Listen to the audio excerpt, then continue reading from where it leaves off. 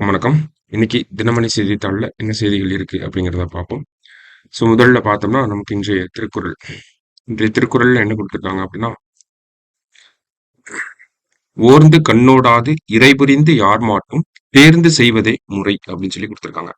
யாரிடத்திலும் இன்னதென்று ஆராய்ந்து கண்ணோட்டம் செய்யாமல் நடுவு நிலைமை பொருந்தி செய்யத்தக்கதை ஆராய்ந்து செய்வதே நீதிமுறையாகும் அப்படின்னு சொல்லி ஒரு மன்னருக்கு இருக்கக்கூடிய இலக்கணமாக நடுவு நிலைமை இருக்கணும் அப்படிங்கறத சொல்ல வராரு திருவள்ளுவர். திருக்குறளின் 541 அதிகாரம் செங்கோன்மை. சரிங்களா? அடுத்ததா பார்த்தோம்னா நமக்கு பாராளுமன்றம் கூட்டத்தொடர்ல இருந்தாலுமே பெரிய அளவுல விவாதங்கள் அப்படிங்கறது நடக்க இல்லை. சரிங்களா?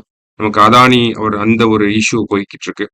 சோ இந்த மாதிரி இஷ்யூ பேஸ்டா தான் பார்லிமெண்ட் அப்படிங்கிறது 2-3 நாட்களாகவே பார்த்தோம்னா தொடர்ச்சியா பெரிய போராட்டம் அப்படிங்கிறது அமளி அப்படிங்கிறது இருந்துட்டே தான் இருந்துச்சு. இதற்கு இடையில பார்த்தோம்னா நமக்கு கப்பல் போக்குவரத்து மசோதா அப்படிங்கிறது அறிமுகம் செய்யப்பட்டிருக்கு நம்மளுடைய ஆஹ் போக்குவரத்து கப்பல் போக்குவரத்து அமைச்சரால. சரிங்களா?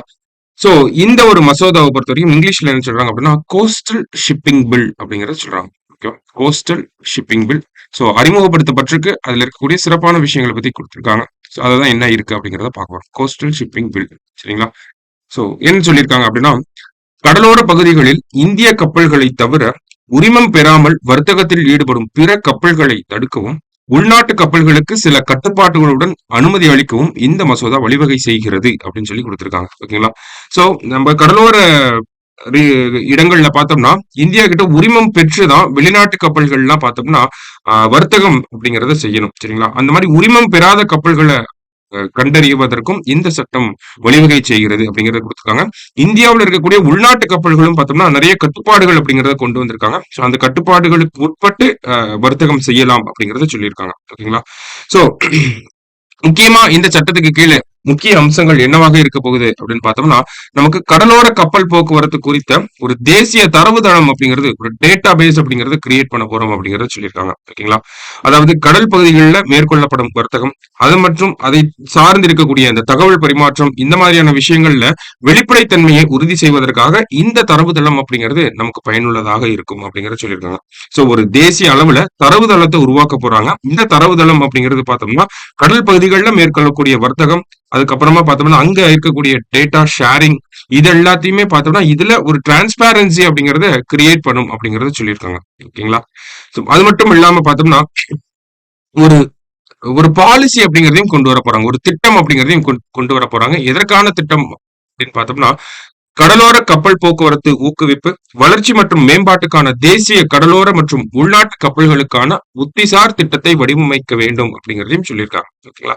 சோ இதுல இன்னொரு அம்சமாக பார்த்தோம்னா ஒரு சில திட்டங்கள் கடலோர கப்பல் போக்குவரத்தை ஊக்குவிப்பதற்காக சோ அதை ப்ரமோட் பண்றதுக்காக கோஸ்டல் ஷிப்பிங்கை ப்ரமோட் பண்றதுக்காக பாலிசிஸ் ஐடியாஸ் ஸ்ட்ராட்டஜிஸ்ல டிவைஸ் பண்ண போறோம் அப்படிங்கறத சொல்லியிருக்காங்க. ஓகேங்களா? சோ கப்பல்களுக்கு பார்த்தோம்னா உரிமம் வழங்குவாங்க இல்லையா? நம்ம பார்த்தோம் உரிமம் பெறாமல் வர்த்தகத்துல வந்து ஈடுபடக்கூடாது அப்படின்னு சொல்லி. ஓகேங்களா?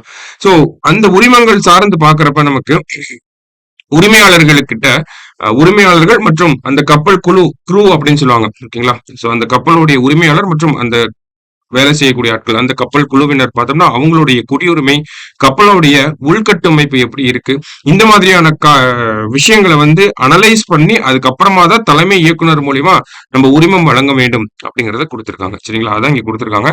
சோ நிறைய விஷயத்த செக் பண்ணி அதுக்கப்புறம் தான் இந்த உரிமம் அப்படிங்கிறது வழங்கணும் அப்படிங்கிறது ஒரு கட்டுப்பாடாக கொடுக்கப்பட்டிருக்கு. சரிங்களா? குடியுரிமை முதற்கொண்டு எல்லாமே வந்து செக் பண்ண போறாங்க.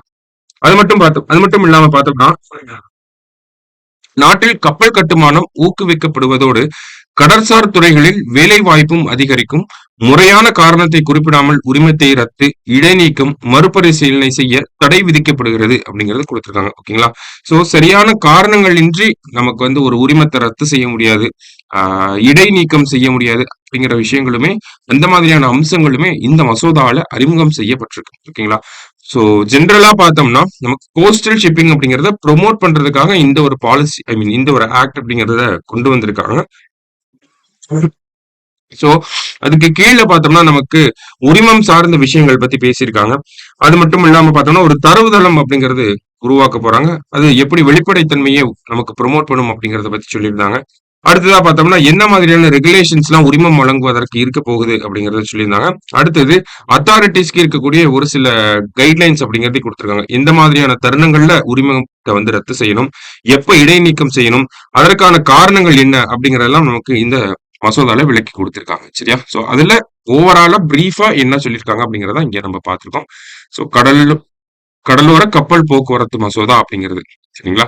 சோ மத்தபடி பார்த்தோம்னா இன்றைய செய்தித்தாள்ல பெரிய அளவுல வேற செய்திகள் எதுவும் இல்ல. சோ மீண்டும் நாளை செய்தித்தாள் வாசிப்பில் சந்திக்கலாம். நன்றி.